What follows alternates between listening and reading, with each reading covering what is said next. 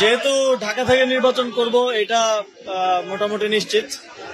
সেই জায়গা থেকে নিজের ভোটটাও ঢাকায় নিয়ে আসা, কারণ ভোটটা যাতে অপচয় না হয়। আমি যদিও ভোটার হয়েছে আগে, কিন্তু কোনো নির্বাচনে ভোট দিতে পারি নাই। দুইটা নির্বাচন আমি ভোটার হওয়ার পরে হয়েছে 2018 সাল 19 সালে এবং 2024 সালে, এবং আপনারা জানেন যে এই সময় কেউই ভোট দিতে পারেনি। এই নির্বাচনে যাতে ভোট দিতে পারি সেটা নিশ্চিত করলাম। নির্বাচন কোথা থেকে করবো এই বিষয়ে এখনো চূড়ান্ত কোনো সিদ্ধান্ত হয়নি, তবে ঢাকা থেকে করবেন। এখন পর্যন্ত পরিকল্পনা স্বতন্ত্র নির্বাচন করারই, তারপরে দেখা যাক।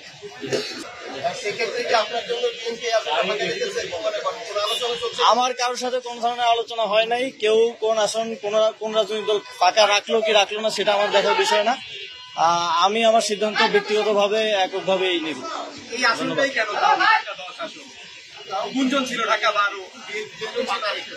আমার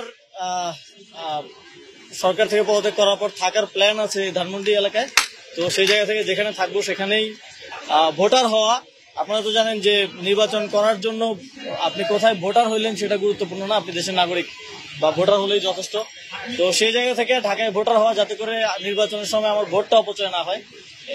আপনি কবে নাগাদ পদত্যাগ করতে পারেন? জনতার কাতারে কবে আসবেন? পদত্যাগ কবে নাগাদ করতে পারেন? এটা নিশ্চিতভাবেই এখন বলছি যে আমি নির্বাচন করব। কবে নাগাদ পদত্যাগ করবো এটা আপনারা জানেন যে সরকারের উচ্চ পর্যায়ের সাথে সিদ্ধান্তের উপরে অনেক কিছু ডিপেন্ড করছে। আলোচনা করে সেই বিষয়ে যদি আপনাদেরকে জানাবো। জুলাই সনদ নিয়ে অনেক কথা হচ্ছে, এটা কোন প্রক্রিয়া বাস্তবায়ন হবে?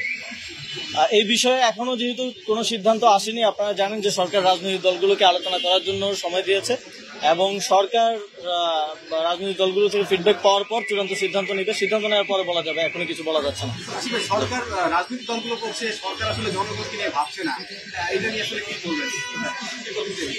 সরকার তো জনগণকে নিয়েই কাজ করছে, জনগণকে নিয়েই ভাবছে, এবং সরকারের সকল কার্যক্রম জনগণমুখী। এবং এই সরকারের যেই তিনটা কাজ ছিল, সংস্কার, বিচার এবং গণতান্ত্রিক রূপান্তর, আপনারা দেখছেন যে তিনটা কাজই সমানভাবে এগিয়ে চলছে।